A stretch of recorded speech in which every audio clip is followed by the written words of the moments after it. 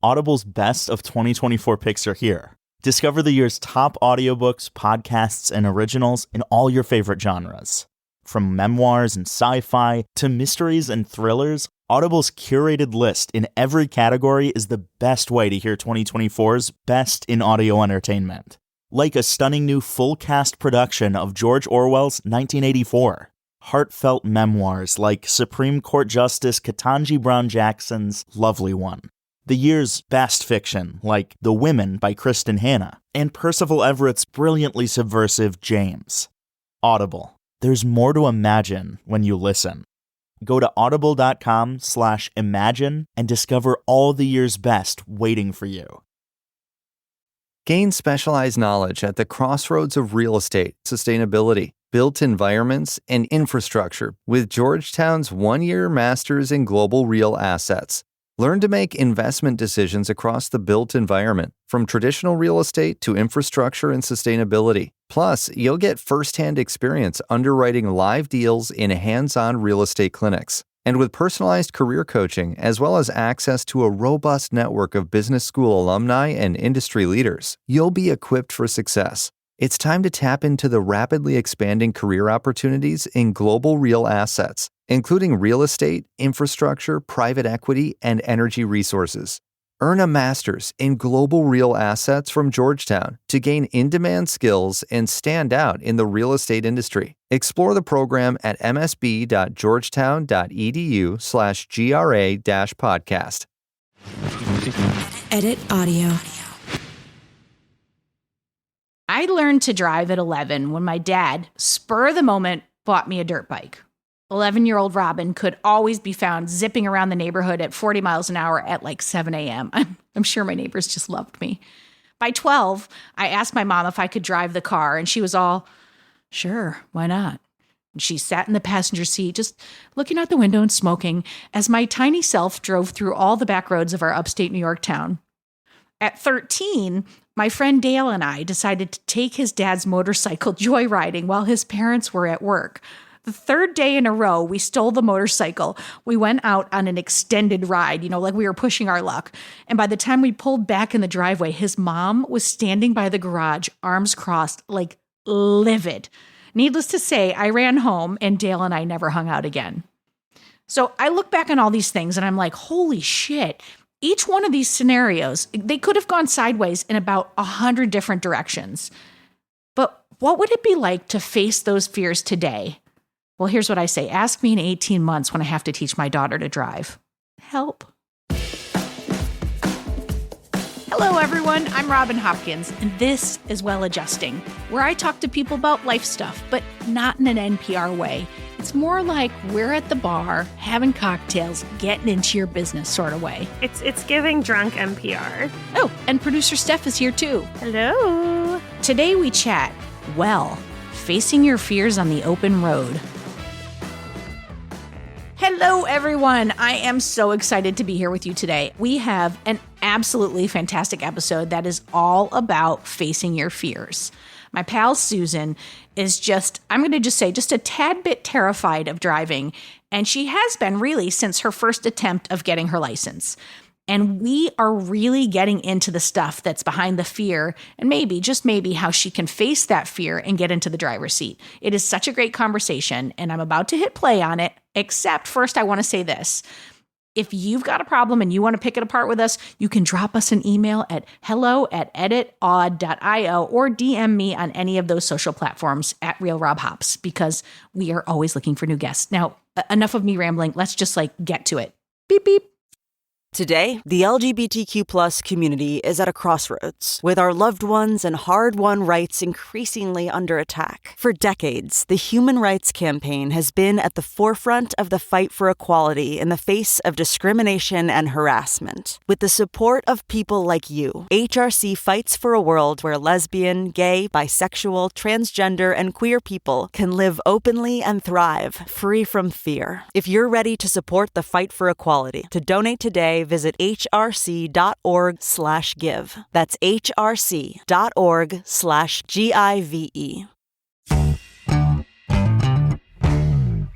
Hi, Susan Hughes. Hi, Robin. How are you? Hopkins. I'm good. How are you? Good. Okay, well, why don't you introduce yourself?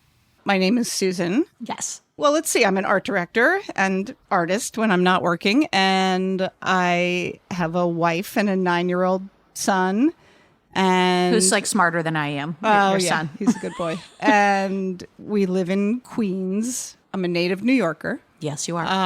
And the native New Yorker part is key to why we're here today. It sure is. Yes, absolutely. Sure is. I'm here today to talk about my fear of driving. Is this an intervention? And facing my fears. All right, well, let's get into that. So, like, you're not 16. No. Not 16. And so, like, I'm from upstate New York where, like, I mean, I learned to drive at, like, 12. I mean, Right. like, on the back roads. So it's like to grow up in the city and to not drive is, like, blows my mind a little bit. Yeah. Okay. Well, fair. So a couple of things. I actually do have a license. That's the other weird piece of this. So you do? Yeah. Yes. But in my defense, She's, like, already hedging her bets. in my So you have driven.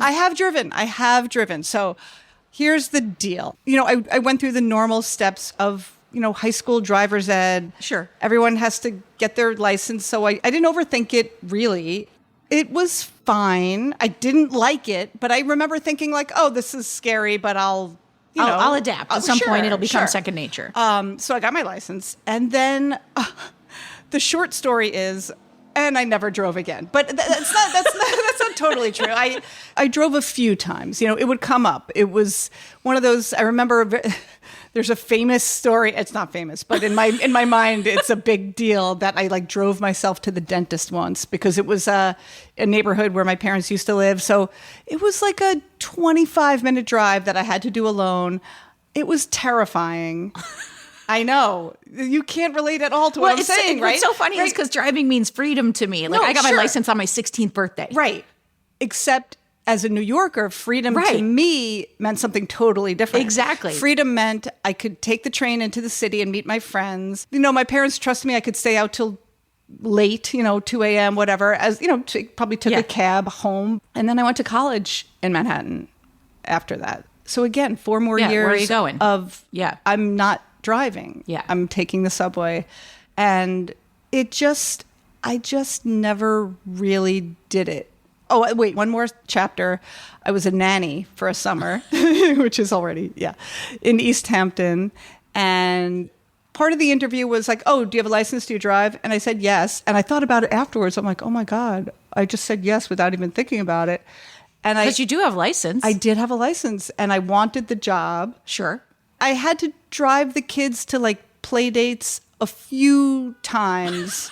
I'm just picturing young you with like fingers gripped on the wheel, just like, everybody be quiet. Yeah. And acting like I wasn't nervous in front of these like 6-year-olds because I thought I was going to get found out. Fear. Each time I was terrified. I do think about the very end of the summer when there was one errand they wanted me to run without kids, just go pick up something from the store. And I remember I had this moment where I was aware of not being terrified. I'm like, yeah, I'll just go do it. And if you had kept driving. Then there would be no story. There'd be no problem. There'd be no Hudes on the podcast. That's correct. I know. But that was the end of the summer. That was the last time I was asked to drive. And then it was you never left the years. city. So you're on the subway and Uber's around now and taxis and you don't need to. And then you get a partner and she drives. Right. So then there's the partner. Yeah. So because that's, by the way, that's how we got here. I know. Was we were away on a weekend and she was like, I need you to start driving sometimes because now at this point, like, do you feel like there's a burden on your family because like long trips, it's like Janice has to drive all the time? Yeah. So Janice, she doesn't put a lot of pressure on me. And, at first she like everybody else, she's like, wait, you don't drive? She's from Long Island. Yeah. She didn't even comprehend an adult being a non-driver. Like it didn't make any sense. What drives her crazy is that she's met so many people through me who don't drive. And really? Yeah. Oh, I mean, I have endless friends who don't drive.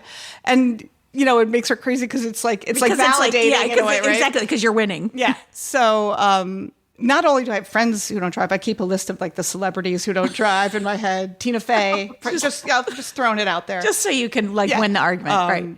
J-Lo, native New Yorker. Well, I could go on and on, but it's fine.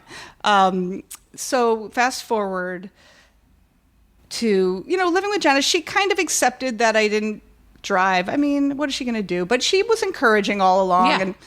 And then we started talking about having a kid. Mm-hmm. And then it became, well, if we're going to have a kid, you might have to it drive. might be nice to drive, right? Even though in the back of my mind, I'm like, well, we live in Brooklyn. Everything is it's going to be fine. Everything's so I don't far have stuff to, away. It's going to be We'll deal fine. with this later. Yeah, well, exactly. But before I got pregnant, I did take a handful of driving lessons, like adult driving lessons to get you comfortable behind the wheel. And that was a little bit of a mistake because the teacher, he was crazy. And he took me into deepest, wildest Brooklyn, like the hardest. And one thing that terrifies me is merging onto a highway. I know you're laughing. See, I'm not laughing at you. I'm laughing with you. But I like that you're laughing. It's fine. It's fine. Bring it. But I like that you're laughing because it helps to know that it's ridiculous. Well, okay. Well, no, but we do have to say this because we're starting to knock on the door of like the fear of like, and I also want to ask like the why now, like why you're ready to tackle it now. Because you did say when we were talking about having a kid, he's now 9. So it's been you escaped through 9 years, like being like, we're in Brooklyn. Well, now we're in Queens. But I do want to say, like, I don't think you should minimize it. Like, it is scary. Like, and the reason I can say this is because my daughter, I was talking about, she's 14 and a half, and I was saying, I'm like, in like a year and a half, you can get a job. Because that's like where my head goes to. Like, you can start making some money, kid. And then she goes, I could drive. And I was like, wait, no. Oh, yeah. Because it's like the idea, it's a 3,000-pound, piece of machinery that can just plow over somebody. Correct. So that's by the way, I'm not helping at all right now. No. But we're going to get to the helpful part. You are not telling me anything I don't already know. Trust me. But I'm just saying, don't minimize your fear. Right. I think it's valid, and I think you can see how you got here. Right. But that's the crux of it there is that, to me, in my mind, and this is why you should get a license and drive and keep driving at age 16, 17, because you're not aware of consequences. Sure, you don't have that fully developed brain where you overthink things. Oh my God, I think of all the stupid things I did driving at 16. Right. So now I've waited too long and I've gotten to the point where I know too much. It's such high stakes. This is the one thing I could do, or I could actually kill somebody. Right. I mean, there's nothing else. I do not have that kind of power anywhere else. I could. The only thing I thought of besides that was like dropping an air conditioner out the window. Which, by the way, is another big fear, like in a city apartment. Well, every time I install an air conditioner, I'm like, I hope I don't kill someone. No, you should be. I once was walking in Manhattan and an air conditioner landed like 10 feet in front of me. And I was like, that would have killed me. Like, yeah, you definitely would have died. I love that I'm laughing about that. So, So it's the high stakes nature of it, right? One false move in my mind, one mistake, and it can have terrible consequences. And then I can add to that. But you do know if you walk down that road of thinking, that's true of like walking, riding a bike, flying. But not quite. It's like, well, hang on. Flying, I'm not in control of the flying, right? Oh, so it'd be the guilt of if you were the one who did it? Sure. Yeah. Causing this thing. Yeah. Right? Okay, but like devil's advocate, Sure, I'm allergic to peanuts. You have a child that I assume goes to a school. Yes. You could kill a kid any day, just like accidentally putting the wrong We're thing definitely in his going to give food. her more fears stuff. Well, great. But I'm just saying, like devil's advocate, you can kill someone any day. Yes, when you get into a car, you're like aware of that fact. Yeah. But like saying that when you're 16, you should drive because you're not aware of that fact, I don't know if that's actually like the best advice. Maybe it's a good thing that you can learn to like hone and like love about yourself, that like now every time you get into a car, you're like aware of the consequences and so therefore can be a better driver. Because they do say the type of personality you have, and I learned this in motorcycle driving school because I have a motorcycle license. Wait. Oh, all right, Jesus. You're on the we have other to talk end. about that. But they talk about the way that you drive is reflective of your personality often. And you have a cautious by nature personality. Sure, yeah. And you're not going to get out and be 175 miles an hour. Of course Like not. you're not going to be drag racing in the streets of Queens. No, my hands are at 10 and 2. Yes, you'll be at 10 2. You're not going to be texting. You're not going to be doing any of these dumb things. No. Like, Right. So the fact that I would be hyper aware and terrified and vigilant means that I will most likely not do something terrible like that, right? However, fear's not rational. Right. But I can layer that on. Like I'm not great at quick decisions, Like This is true. all driving is quick decisions. Like Yeah, but you know what though? Driving, you don't have time to debate it. Like you and my wife Mary are very similar in that like you're gonna like think things through and you might take you a minute to get to what you want or what you don't want. When you're driving, you don't have time to do all that. So your instincts take over. Right. No, that's true. And it's like you don't have any faith in yourself. Well, I know this is one of those things that to get over the fear of doing it is just to do it, right? Yes. Yes. But okay. And I have thought about this. This is another thing where the practicing of driving has to take place in a real world scenario. Well, and that's my surprise for you is I have a place that's not a real world scenario and I'm going to propose, but we're going to talk about that later. I'm going to propose that we do a driving lesson, but I'm going to give you time to marinate on that. No. Oh, okay. But I want to ask you before we get in too deep down into the whys and the hows and the fixing, like why now? Why are you going to tackle this now? Yeah. So, okay. Remember my plan. Remember the Brooklyn plan of having a kid and always being near a subway and it's fine and there's lifts and whatever. So the problem is we moved to Queens, right. The place of my birth, and what I didn't count on is now my son's in Little League, right?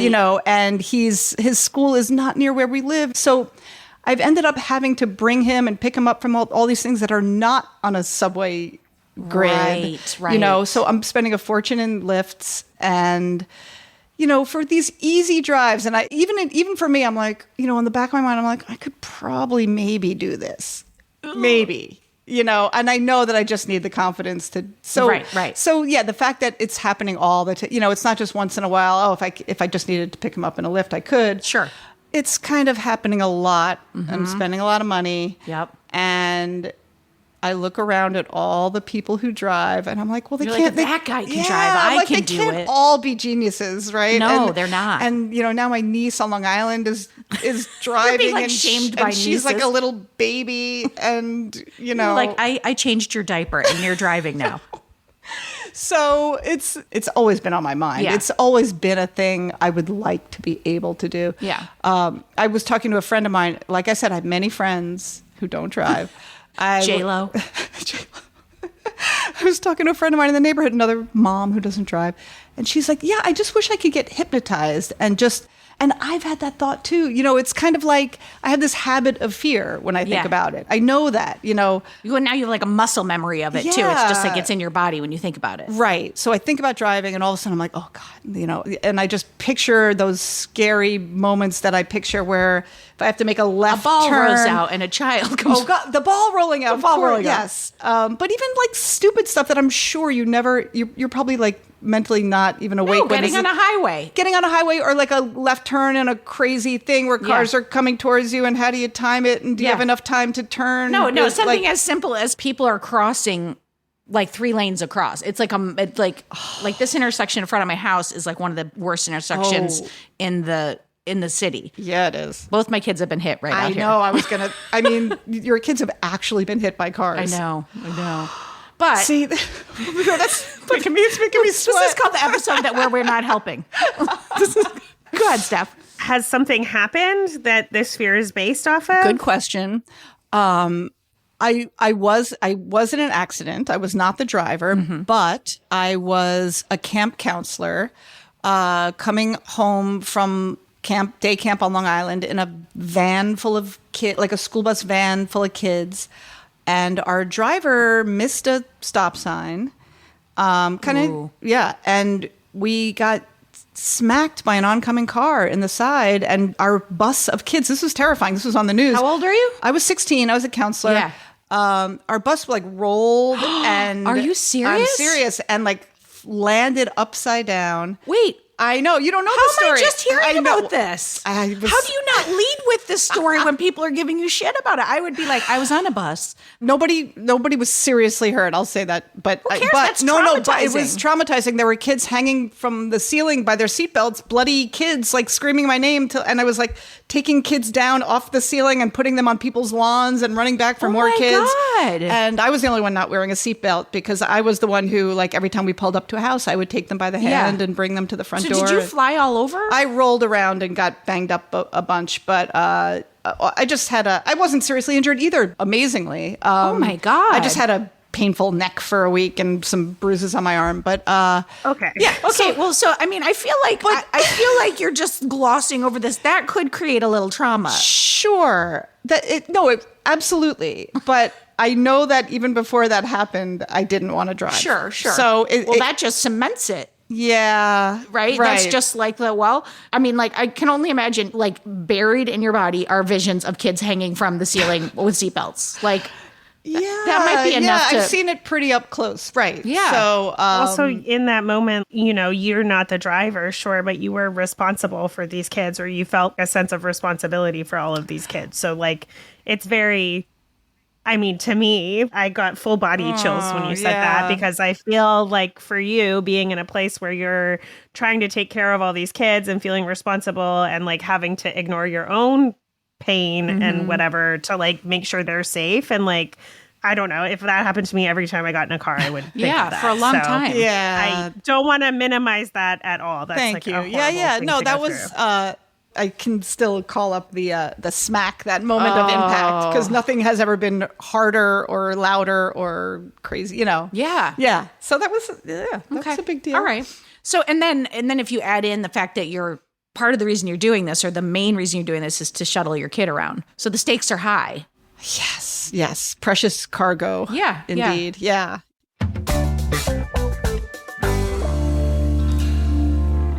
So now we've traumatized you even further. No. Trust me that there's nothing you can bring up that I haven't already thought about, that isn't already swimming around in my brain. And can you, I mean, oftentimes, like, I know it's like a fear of driving, but can you isolate the, like, sub fears of that? What are the things that you're afraid of? Like, can you articulate them, or does it just feel like one big cloud of driving is like one giant fear? I mean, it really boils down to just my fear of killing or harming someone, whether they're inside Someone my own, outside of, okay. either outside the car or inside the car, because I've been on the other side of it. I've been inside the car, and I know that a mistake can cause that just as easily. But I knowing that everybody knows that risk, everybody on the road knows that risk, and everyone just drives. And because we're able to just, like, I don't think about the risk. Right.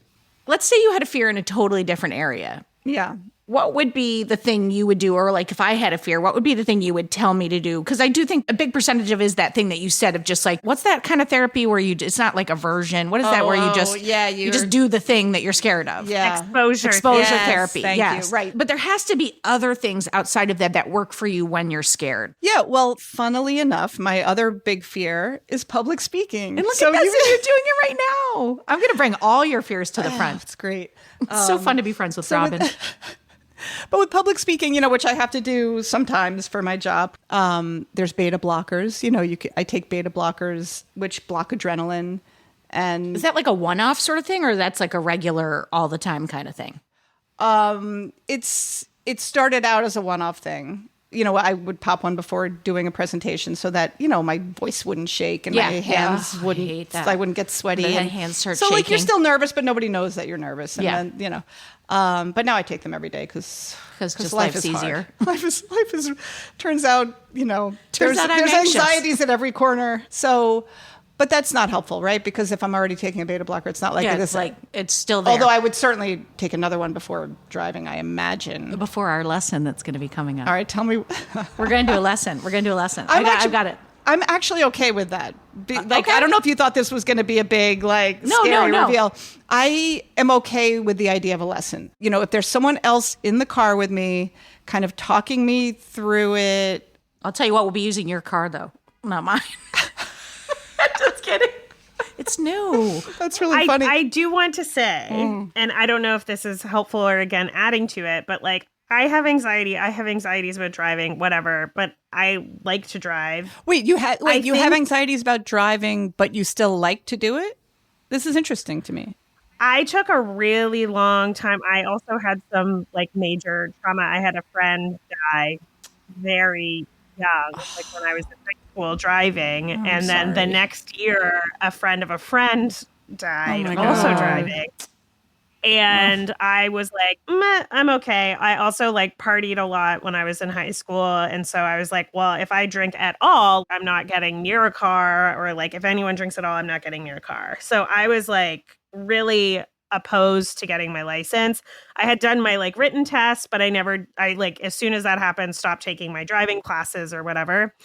And I'm also Canadian. So I think it's later in life. Like you can only start at 16. So that happened. And then years later, like this is going to sound ridiculous to you, but I got my license because I decided that I wanted to move to the Yukon, which is up by Alaska. And the way I wanted to get there was to drive. So I lived on the east coast of Canada.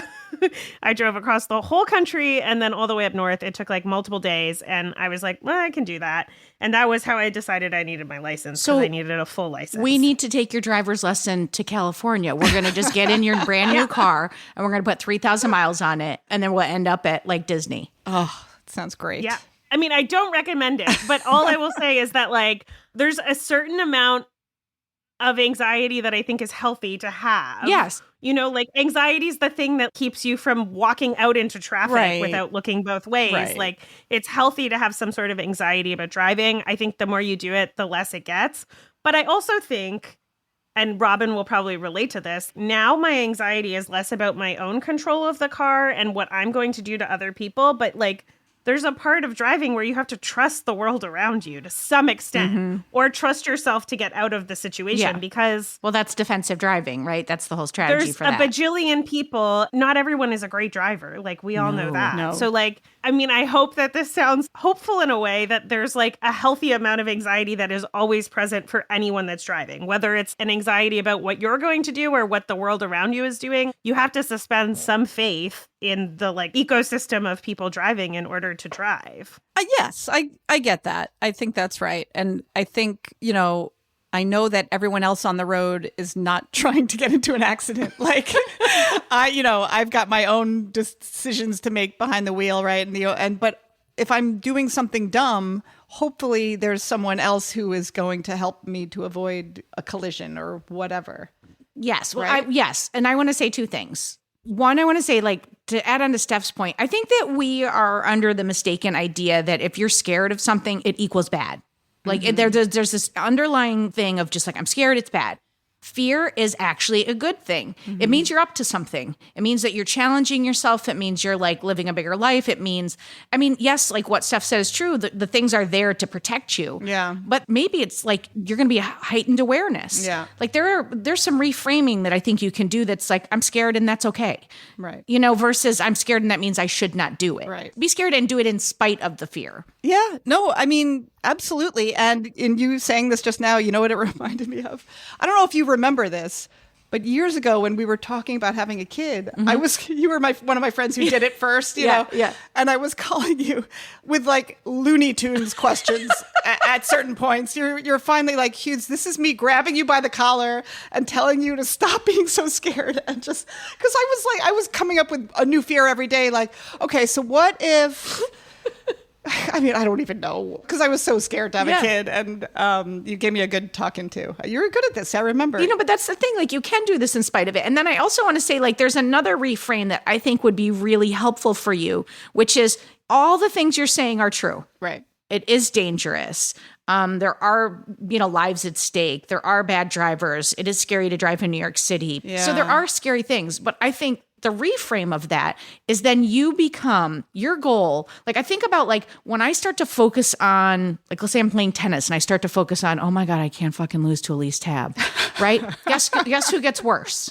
Me. Right. But when I stop and I breathe and I take breaths and I go, okay, I just want to focus on my toss. And when I focus on that thing, I'm out of it and I play better. And so like I would tell you to just focus on defensive driving. Right. And, defensive driving really only means that when you pull up to any intersection where someone could run a red light, you're looking left, you're looking right, you're you're always keeping your hands in the position. You are, driving at the speed limit. You're like defensive driving is a real skill that I think, and it may be an illusion, but it gives some of the control back to you. No, that all makes sense. Because if you sit around in the car and focus on, I could possibly kill someone, this is going to be you with your hand shaking, trying to start the ignition, if anybody actually had keys anymore. I don't know if this is a good tip or just good for me, because I also have OCD, which I feel like is important to say before I say this. But when I was anxious driving, especially if I was on a long road type thing, like I grew up in the country, so like there was like tons of space, and I was like, oh my God, a moose could come out of nowhere and kill me in a second. Like, new fear unlocked. Like, at least you don't have that in New York.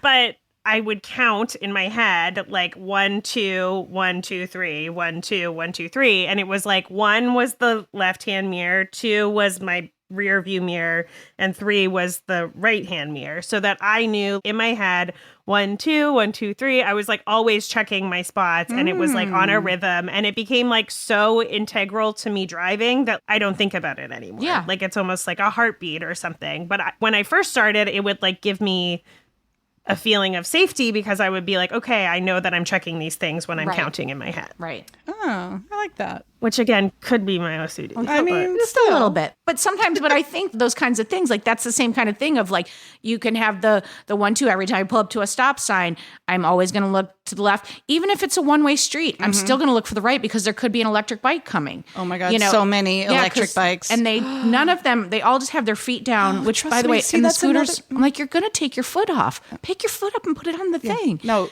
But like they're coming from other directions. You've got jaywalkers. So, but if you do like a scan, like a circular scan of all the areas, and it's the same way, like if you bike ride in the city, you have to defensively bike ride. Like I teach the kids, I'm like, look, we're in a bike path. I'm like, that doesn't guarantee that this car is going to see you. Right. That doesn't guarantee someone's not going to throw their door open. Right. I'm like, so you have to be constantly vigilantly scanning. Yeah. How much time do you have to be panicking when you are doing something? Right. Like any of my other fears, a lot of it is the buildup, right? A lot of it is beforehand and overthinking it and just imagining. It's pointless. I like imagine scary driving scenarios for no reason. But yeah, once behind the wheel, because I've had a handful of experiences, it's true. I'm looking, I'm watching, I'm nervously looking and checking and watching and, but I've successfully gotten from point A to point B. So I know that I can do it, although it's been such a long time now. Well, that's going to be the big portion of this is just going to be getting back on the horse. Yeah. Do you still come into the city? Obviously, you're in Brooklyn right now. Yeah. I mean, I took the subway here. Yes. But every time you get out of the subway, you walk across the street.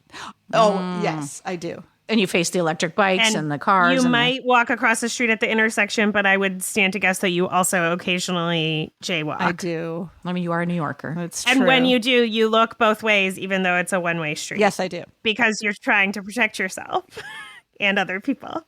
Yes. So you have all the habits already. Oh, this is okay. I was like, where's this going? Yeah, you have all that. Yeah. You have all the good habits already. Sure. I think there's just a massive reframe that needs to happen. I think so. Think of all the times you've been in a car and nothing has ever happened. Right. There's that one time. Right. And it was significant. I don't mean to downplay it, but you've been in the car probably hundreds of thousands of times since then and nothing. So the odds. It's true. And it's funny. I'm fine with putting my life in the hands of whatever random Uber driver is picking me up. They're probably way worse drivers than you would ever be. And you get right in that car with them like, boop, ba-doop, ba-doo-doo.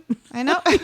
I'm singing that. And I think the reality is what we're talking about here, because it's like we've had all these different examples of like bike riding and planes and whatever. Right. What we're really just talking about is sometimes you just have to face your fear. I mean, you can reframe, you can do all these supportive things that I think help hold it. But there is some time like where you have to just like step out on that ledge and you just got to jump. Right. Like I think about hard conversations with people sometimes. And like, if I know I have to have a hard conversation, I will sometimes, because I'll be scared to do it. Yeah. I'll force my own hand by like texting something like, hey, do you think we could talk later? Because nobody says that if they just want to be like, what up, G? Right. Like, so I force myself. Right. You've set the ball in motion and you know that you have to. Right. Yeah. Like, and so I think, what could you do?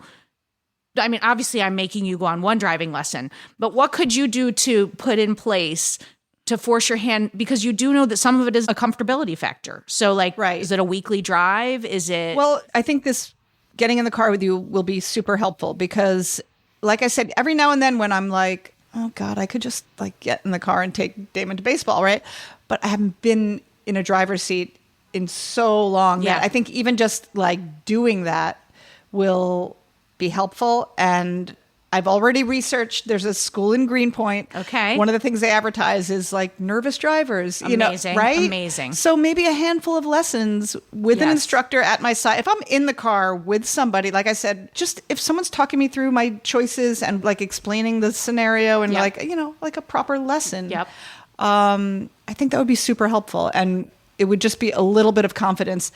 And honestly, if I can get to the point where, I've always said, well, in an emergency, I could get behind the wheel. Right. But I don't even know if I'm at that point anymore. Yeah. We've gone skiing in Vermont, and Janice was like saying, oh God, I hope I don't break my leg because I'm starting a job. Then. So but she wasn't even thinking that. She's like, because I'm starting a new job.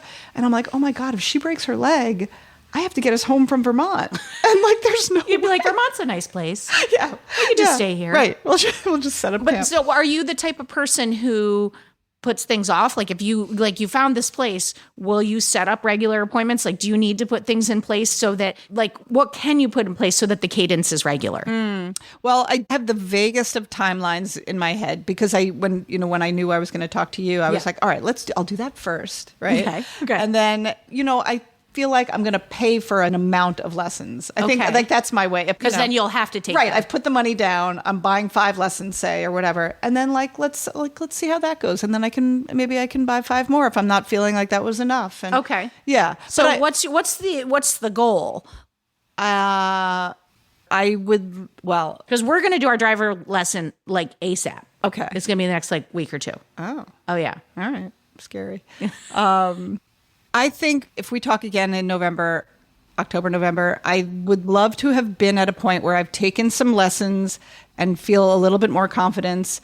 I can't promise that I will have been driving solo by then. Okay.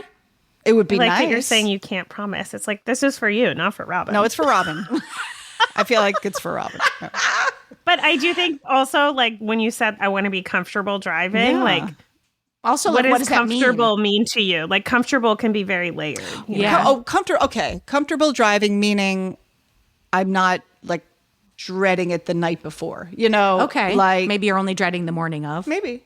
Okay. Maybe. Or, I'm sure I'll still be nervous, but at least maybe just being willing to do it would be a breakthrough. Yes. Right. I mean, I'm sure it'll be scary and nerve wracking, but just the willingness to do it would be a huge and that's why I'm all about automating it a little bit. Like maybe by November, once a week you go get groceries, or once a week you go do a thing, so that every Tuesday you're going to be getting in the car come hell or high water. Do you want an accountability friend or someone to talk about anxiety with? I'm very well versed in anxiety training. No pressure, but I am scared of driving still sometimes. Okay. And love it. And I think, while this is, I think on the surface can feel like a lighter topic, I think you should be really proud of yourself. Hearing the part about the accident changed the entire conversation for me, because I was just that's really significant. Yeah. But even if you take that out, it shouldn't be minimized. It's a scary thing. Mm-hmm. It's, it's like people who have fears of going to the dentist. Whatever the fear is for you, it's very real. Right. It's very palpable. And I don't think that trying to minimize it ever helps. Right. It's like saying don't be nervous. It's that never ever works. Right. You're going to do great. Thank you. I appreciate that. And I'm going to, with your permission, perhaps bring a little recorder for our driving lesson.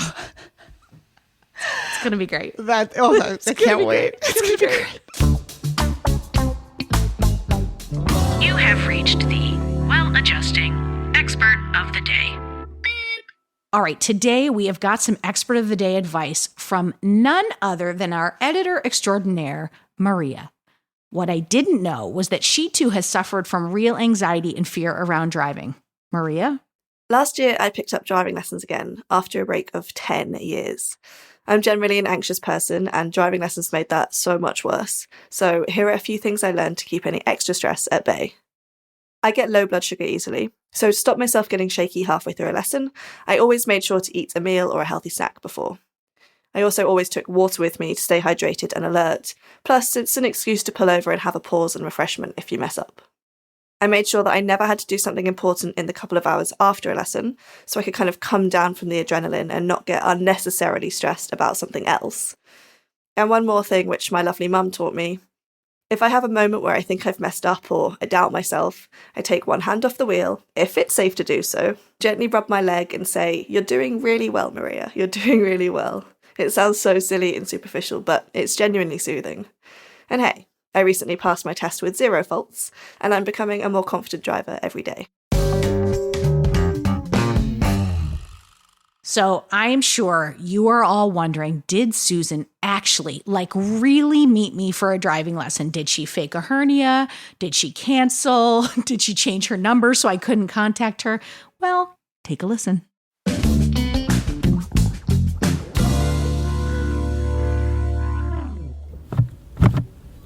Did I not turn the power on? Maybe you didn't turn the car on. There you go. Okay. How much gas do we have? Imagine if we ran out of gas. Oh my God. What Why happened? is it hybrid system stopped, shift into park? Why? Wait, so I have my foot down on the brake On the gas, on the brake. Sorry. Oh my God. Oh my God. Okay. I'm a really good teacher. My Okay, foot is put it on- pressed firmly down on the brake. Correct. I'm going to push this button and put it into drive. Yep. That's neutral. What's the S next to the D? That's don't worry about it right now. Okay. And now, here we go. You're gonna pull out, let go of the brake, Yep. and gently, and I'm checking my mirrors, and I'm looking one little look over the shoulder, and here we go. Right here we Go. You're doing it. You're doing it. I'm operating a motor vehicle. I reread the driving manual. Yeah.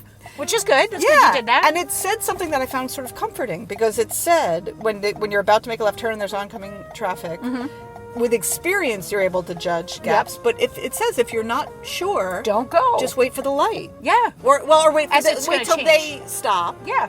With their then- light, and you're already then I out in just the intersection and then yeah, go through. Yeah. I'm just kind of doing a little bit of a loop. Yeah, right? we're gonna do a few loops until we get comfortable. Until you can get a little higher than 12 miles an hour.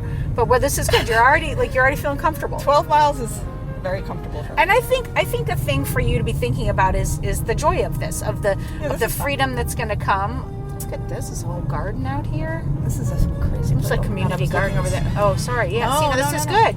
This is good. You should be distracted. So where am I? What do you think? We're gonna keep on straight. We're gonna keep on straight. All right. I feel like there's all kinds of shady shit going on out here. Like, what's that guy doing in that car he's out there? Leaving a body over there. Or there's some sex happening. There's things happening. Yeah, out here. I mean, you're not going to come Some here for intravenous just drug use. But these could also be drivers too. Like, look how slow Right. they're going. Yeah, I like that. See, I wish everyone could just go that speed. And we could all just I'm not in a Can't we hurry. all just get along? Yeah. And If driving were this, I would be I know, with these the wide best open driver. roads. I would love driving. This is delightful. I'm on a Sunday ride. Look at that. You're doing great. Thank you. You are. All right. How are you feeling is the question. I feel okay. Okay. I feel okay. I feel like this feels I had a feeling this wouldn't feel too crazy. See, but now there seems to be All right, more there's some activity traffic up here. ahead. We're going to see. Let's see what this is. Speed going 25. I'm going 32. I think we're heading back to the entrance.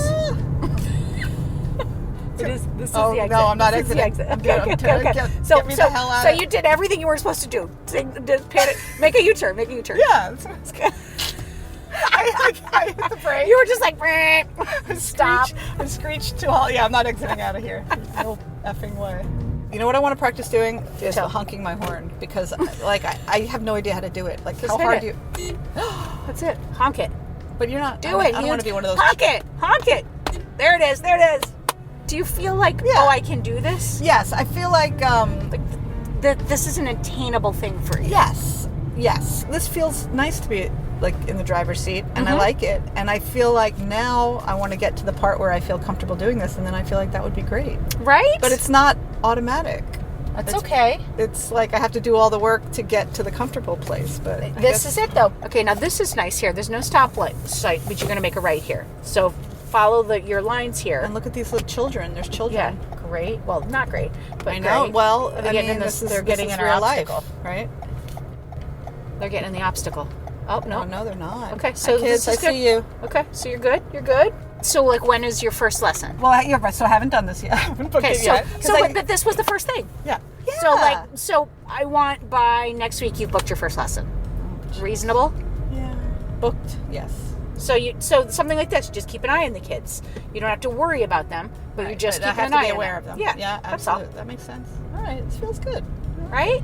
Yep. I mean, all in all, your first trip, spectacular. Oh, thank you. Thank you. What do you rate yourself? This feels good. I feel like maybe I'm a solid 7. Come on. Well, there was that moment where, I don't know, what did I do? You just stopped quickly once. That was it. All right. 8.5? Yeah, you got to go bigger. Go right here. Oh, I didn't signal. I'm back to an 8. I thought I was an 8.5, but then you're just a New Yorker. Should we leave this parking lot and go find something else? Are you up to doing something else? I don't know. Okay, don't before you can think. Hold on. I'm stopping. All right, we're going to one last thing. Now we're doing like real traffic here. I'm going to put it in drive. You're going to put it in drive. So pulling out is going to be your hardest part. Yeah. You can do this. I think I'm ready to do it now, right? Shit. Oh. No, I'm just kidding. You're doing great. Oh my God. You're doing great. I was just kidding. Oh, there's no kidding. Don't kidding. You're kidding about... Look at, there's traffic. You're doing it. Fuck. Okay, you're doing great. All right, I'm going. I don't see a bike, but... No bike. You'll see the bike coming up behind you in the rearview mirror if you're checking in on the regular. And so it's a little narrower, so you're looking for doors opening, all that shit. This is where the scanning of the road. Yep. And then park school bus. No one's got to know. Okay. I think that your self-chatter actually makes you feel calm. You're going to make a right up here. Okay. Makes you feel calm, and I think it's something you should continue because it's helpful for you. Yeah. I like That's how I do it with the kids. Who said that they pat themselves on the leg? That was Maria. Maria, I love that. I know, I did too. Self-soothing. Oh, I appreciate that. I did okay. You're good. I did okay. Yeah. Look at that. You did it. Okay, now he's doing a 3-point. So I'll give him a minute. Let him do his thing. I'm gonna be like the most considerate driver in New York. Forever. I will let everyone do what they need to do. I will be an hour late to everything. I'm helping them. Yeah. So I'm going up in here, right? Sure, that works. I mean, is that what you were thinking? Yeah. Okay.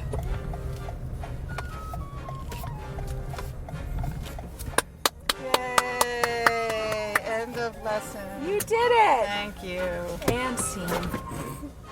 Whew, what an incredible episode.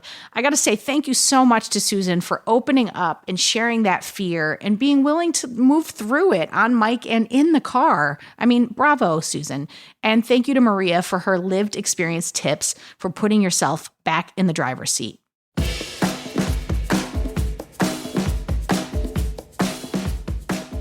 For more Robin, and you may need that, you probably don't need it, but like if you do, you can follow me at Real Rob Hops on all the platforms, all the socials, as the kids today say. Well Adjusting is an Edit Audio original, exec produced by Steph Colburn and Robin Hopkins.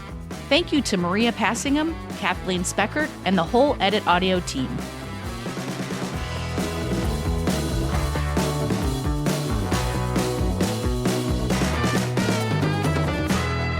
Oh, hey, before you take out those AirPods, this show is just for entertainment. If you are in need of help, please, please, please reach out to a professional. Go ahead and get that help. You deserve it.